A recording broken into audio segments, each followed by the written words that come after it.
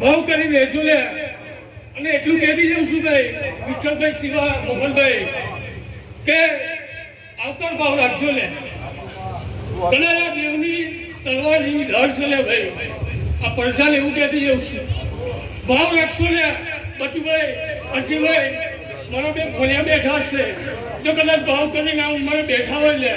આ ભાવનું છે લે ભાઈ એટલે ભાવમાં જો મજા ના કરો તો મારું જોવાનું હોય